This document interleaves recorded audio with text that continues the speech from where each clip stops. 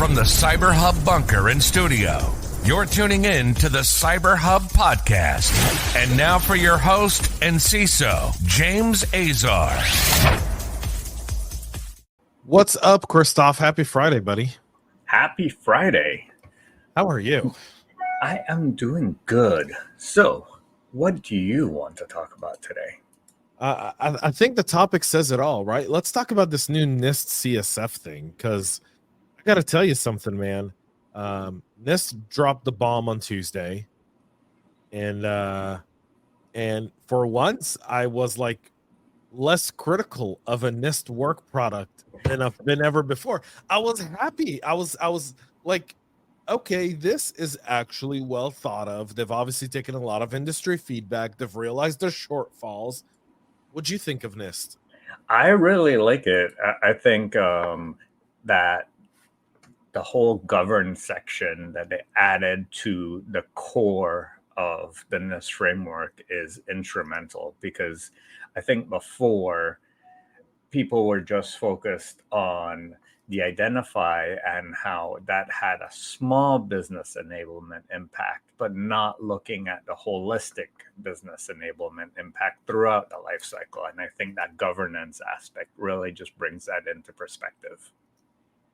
Yeah, it's a very operational version. So for everyone watching us on LinkedIn, on YouTube, on X, Twitch, Facebook, Instagram, Rumble, wherever, we're talking, but you can comment. We'll see your comments. We'll answer your questions.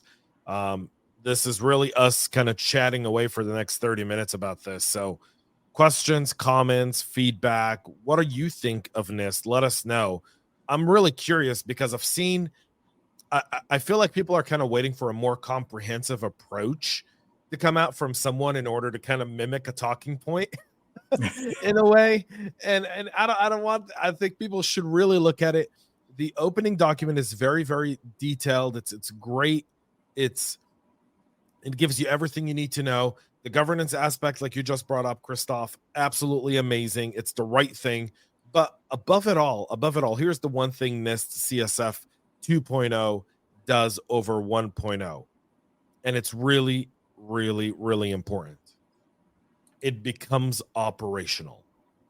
And I think that's the one thing that was the drag on CSF version 1.0, was it seemed to be very non-operational, kind of like, these are controls you could consider. These are things you should consider having. However, now this new 2.0 is extremely operational. If you download the Excel for the CSF, we talk about controls, we talk about business enablement, we look at the entire life cycle of security, and security is a life cycle that I think many people don't quite wrap their heads around. And here's what I mean by the life cycle of security. Security is not a aftermarket pre-launch concern, but rather security at the foundation of it is, how does my business make money? How does my company leverage that? How do we turn that into, what kind of risks do these things that my company does introduce to it? What are the risks that we have that support the business that could hinder the business's ability to make money? And then how do we leverage and manage those risks over time? And this is what NIST CSF 2.0 really at the bottom of it all does. Yes. And to add to that, I love, in the beginning, it was known as that Rosetta Stone, but what they've also done is they've added intensively comprehensive list of crosswalks to entire other frameworks, which I've shared in the links. I've shared the two links for the NIST CSF program page, as well as the cross-reference crosswalk for it, because it goes across so many different industries and allows you to generate and export just as you need it. So longer the days where you had to manually export everything. Now they offer that comprehensive crosswalk tool to also help operationalize it, because in the past you had to manually draw everything up. Now NIST is even providing you with JSON exports for you to be able to export these controls very easily into your programs. One big thing, by the way, is if on page 10 of the kind of CSF release document, at the bottom, 5.1 talks a lot about improving risk management communication, which I felt like was a great illustration of the different levels of involvement in identifying risk and managing risk within an organization, going from the practitioner level all the way to the executives. And often you'll hear cybersecurity engineers and analysts, and Chris, you and I have done hundreds of podcasts, I think, with newbies and newcomers. And we often say, like, no matter what role you're coming in with, or no matter what experience or what responsibility you have a responsibility towards the risk of the business and then effectively communicating it. And this graph here, using the CSF to improve risk management communication, I think should be the hallmark of any CISO presentation to their team going in 2024 and then beyond. The responsibility of practitioners is to identify the risks, look at framework profiles, look at implementations and ways to mitigate it. They then communicate that to the managers. Managers identify, evaluate, look at that specifically, and then we either do a change, we take the risk, we sign off on the risk, we approve a mitigation plan, and then we budget for it. We look for what can be done. Is it a simple control change? Is it a policy update? Is it a new tool? What's coming into the environment? And then that's communicated to the executives as risk identified, process we went through to qualify, mitigate, identify, so forth, and the solution for it. Never spend $5 on a $1 problem, but you definitely want to spend $5 on a $50 problem if you can. Yeah, absolutely. And I think the other aspect of it that's mentioned a little bit earlier on page 8, which is it brings in the CSF maturity levels directly into the document, which previously was something that practitioners like yourself and myself, we had to do ourselves. They gave you the controls, they gave you the description, but they never said how to really judge the maturity. And now they've included how to judge that maturity as part of that document to expand on it so that you could really go in, see if it's partially implemented or adaptive to your environment. And you're now zooming into that screenshot. And I think that's critical for people to take a look at, because all too often people think, oh, I have a control and now I get to apply it everywhere. Well, that's not necessarily true. If only one component of your program or one application really has that control, you can't really claim full credit for it. And I think that's one of the aspects that was also missing from CSF 1.0. Yeah, it's not only was it missing, but this tier number 3 talks about repeatable, meaning, how often are these risks going to be introduced into your environment, and how well can you manage them over a tiered profile? And I get a lot of people look at security and they go, well, we need to defend against the bad guys. We get it. No one here would disagree with that. But we also need to be able to identify the smaller risks that go into the business from these things. And I think that's one of them. There's another one on here, I believe, that adds, we talked about it right before we started recording here and went live. You brought up, Chris, privacy.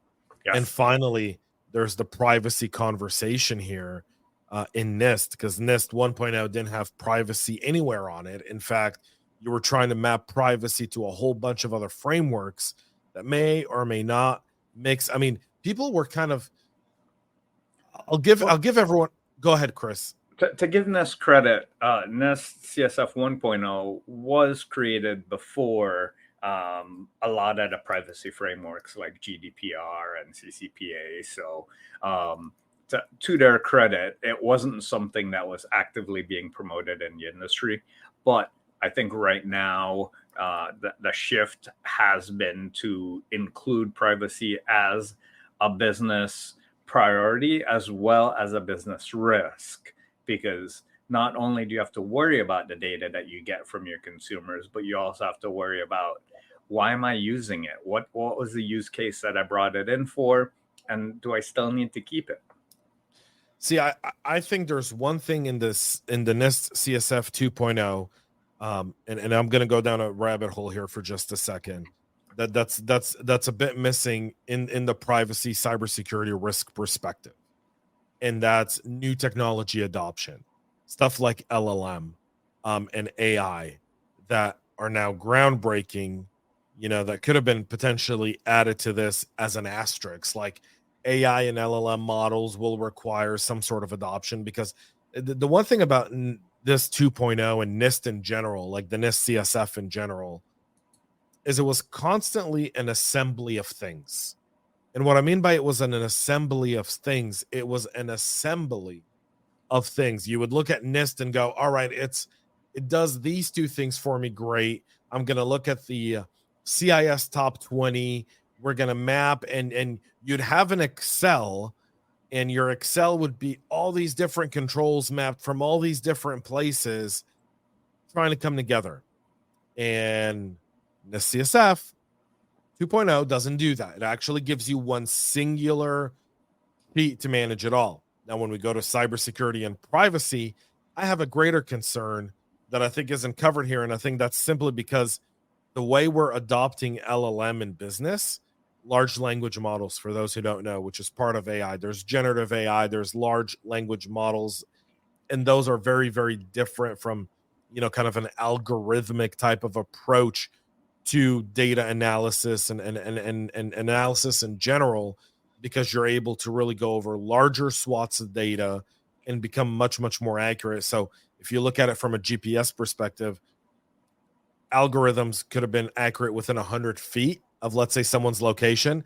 LLM could be accurate within 6 inches, right? So the data becomes much more powerful, and historic data that's processed in LLM becomes extremely dangerous at that point. I would say they did include it to a certain extent. If you go to page 13, at the top of page 13 of the first document that you were sharing. Yeah, I was there as I was speaking about this piece right here. It's associated with any privacy events arising from data processing. So I think you could argue that LLMs are included in here. And once you go over to the privacy framework that I shared as well, and you go to page 4, you'll see that these problems from individual data at the organizational level starts to be mentioned. And I think as you think of the adverse impact that, as you mentioned, this legacy data has, you want to be able to remove references whenever they negatively impact you. And that's where the concept of the right to be forgotten in GDPR as well as CCPA comes into effect. And they start to include that adverse discrimination, embarrassment, economic loss as part of that impact to the individual, and where privacy becomes an important factor here. Yeah, I mean, so one thing, you're absolutely correct, and that's a good point of view on that specifically. I kind of felt like they weren't really going into the depths of it, but then it's not fair for me to ask them of that, because guess what? LLMs are 8 months old? Yeah, I mean, they might be a little bit older, closer to but the adoption, but the adoption of it in terms of corporate use of LLM is probably 8 months old, right? I wouldn't put it more than maybe a year. And I'm assuming CSF 2.0 was done and signed off on 9 months ago in order for them to create all the additional documentation in order to release it. So this is something that we're adopting very, very quickly. And because we're adopting quickly, they haven't had a chance to react, which is fine. Again, no judgment on the fact that this is a very comprehensive framework, very different from its predecessor, more complete. And if you look at, it used to be identify, protect, detect, respond, and recover. If you look at the new NIST CSF, they want us to govern and they want us to protect. And then they want us to use identify, detect, respond, and recover to correspond with govern and protect. And yes. I'll share it. And this is where you kind of get there.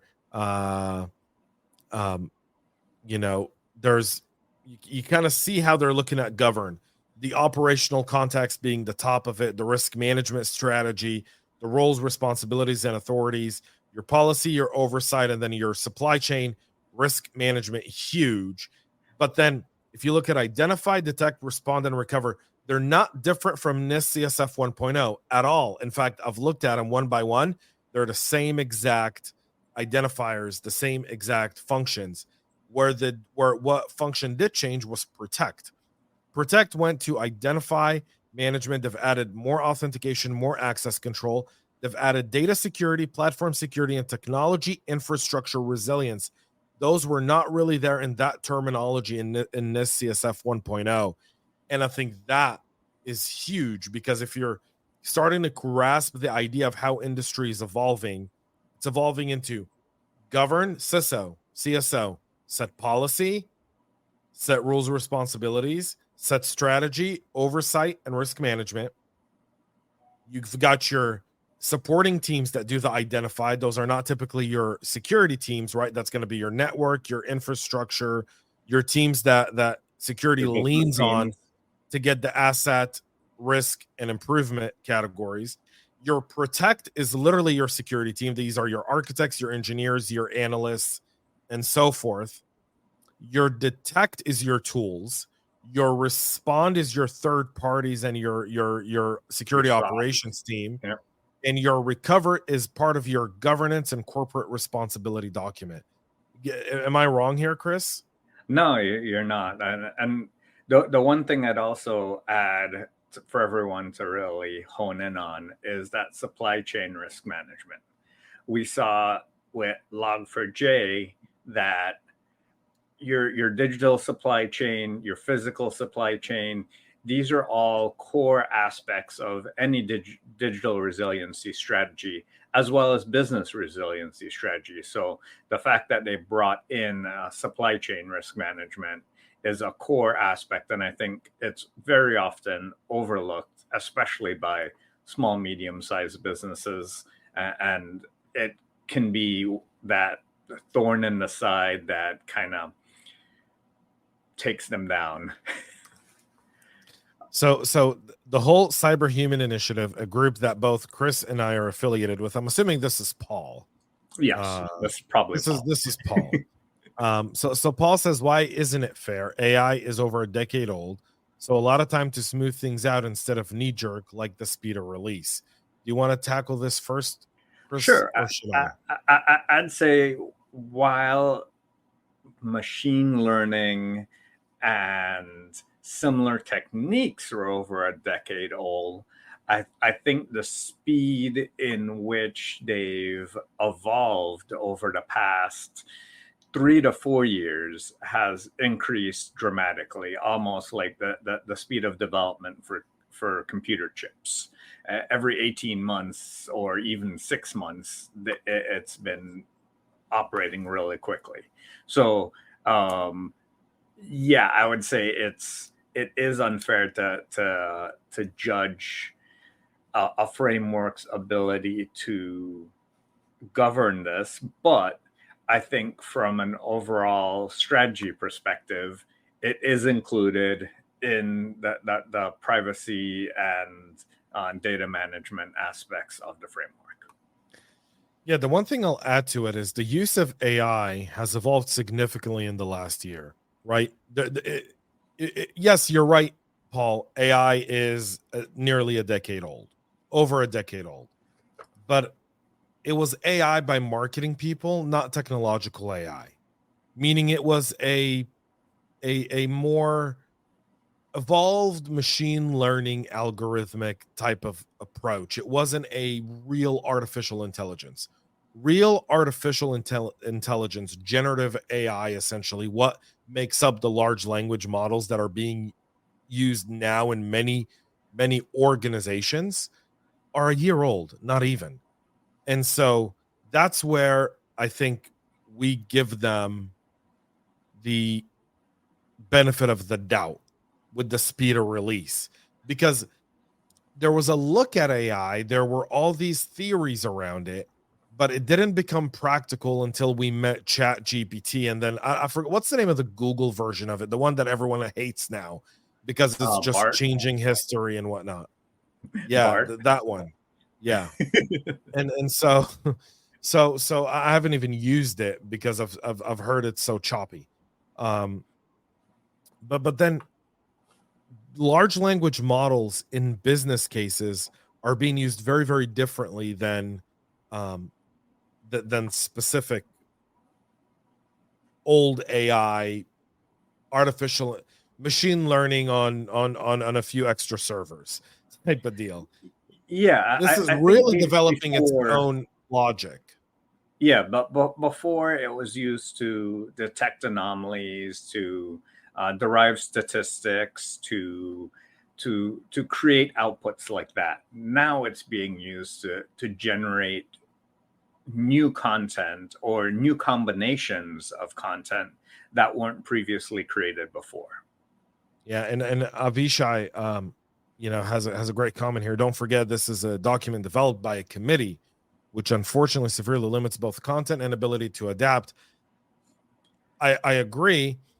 I would also preface by saying the following: because it's a committee, they had to have a cutoff date where they said, no matter what happens beyond this point, we've Yes, got to get this thing out. yes, and I think to give credit though, there is a lot of customization to it. There's the ability that they've given to generate and cross-reference to other frameworks, which previously wasn't provided by NIST before. That had to be done by independent third parties. So now NIST itself, through the committees and everything like that, have created that cross-reference. So in addition to referencing the 800 series, it also now crosswalks more nicely to CIS controls, to ISO controls, and moreover. Yeah, you're right. It's again, it's more operational as a document, and Avishai's right too. We have to look at it for what it is. It's a document developed by a committee.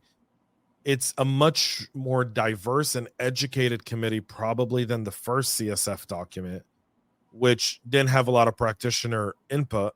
I think you can clearly see how many practitioners impacted this NIST CSF, right? Like, I look at it, I see nothing but practitioner stuff on there, right? Like, call me a fool, but I see a lot of touches from people like, I wasn't part of CSF 2.0. I don't think you were either, Chris or Avishai or Paul or anyone else watching the 100 or so people watching us now. But it could have been.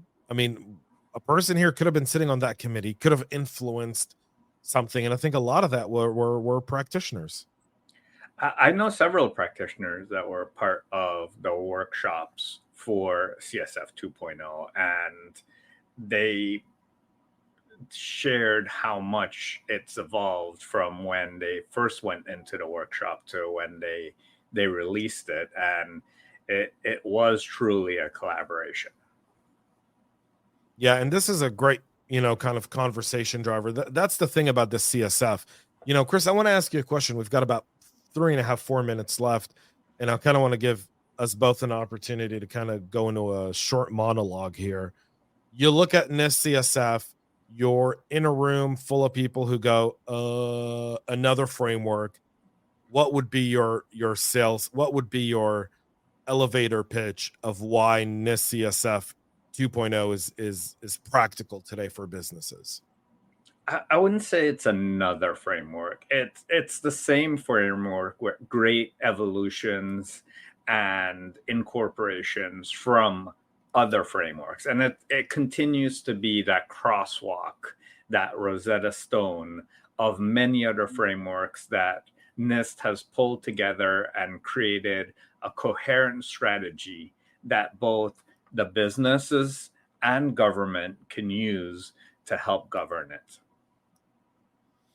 Yeah, I like that. I think that's a great explanation, Chris. I think I would go one step further here in saying, mostly when you're in critical infrastructure, the NIST framework becomes the standard framework simply because most governmental agencies that oversee financial services, utilities, and others will lean on NIST and trust NIST more than potentially a MITRE or a CIS. Not to say that those are not good or better frameworks. It's just simply that's where the DOE or DHS, DOD typically lean is they go NIST, right? Because that's essentially part of the inner sanctum there. And so this is a much better document than the first one. It's much more practical and it's operational, meaning if you're a small business, if you're a 2-person security team in a $100 million company, you can now take the NIST CSF and run with it to secure your organization, identify risks, and mature a program, which I don't think you could have said about the original version of the NIST CSF.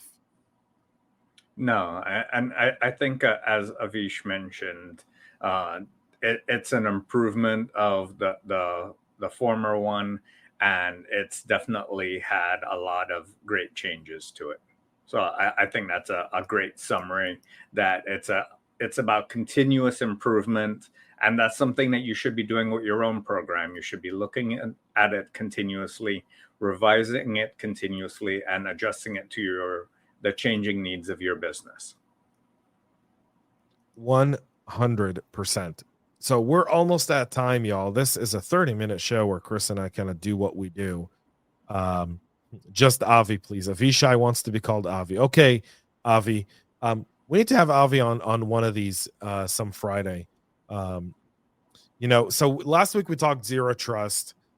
NIST kind of threw a curveball out because we were prepping to talk about one of the first foundational pillars of zero trust today. And NIST CSF kind of came through on Tuesday, threw us out of the ballpark. Next week, 11 a.m. Eastern, we're going to go back to trust but verify, aka zero trust, aka marketing term, aka how the hell do I use it in my security program. We're going to do 7 episodes talking about 7 different pillars of zero trust, really kind of going into detail.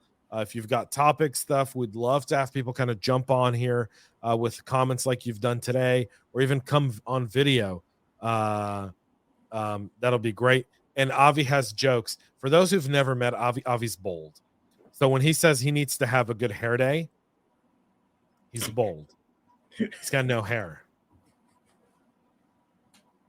Zero hair. It's always a good hair day. It's always a good hair day for him. I think with that, we should wrap it. I think that's a wrap here, y'all. Thank you so much for all the people from all over that tuned in and watched us this morning. You can connect with Chris at CPF-Coaching.com. You can follow me at CyberHubPodcast.com. You can follow us both on LinkedIn. Our LinkedIn links, if you're watching us on YouTube, X, Twitch, Facebook, Instagram, Rumble, our links to both of our personal LinkedIns are available in the show notes. We really appreciate y'all. Have a great weekend. Chris, as always, buddy, you're the man. See you next Friday. See you next Friday. We love feedback, so make sure to connect with us on social media and subscribe to our podcast on your favorite podcast listening platform.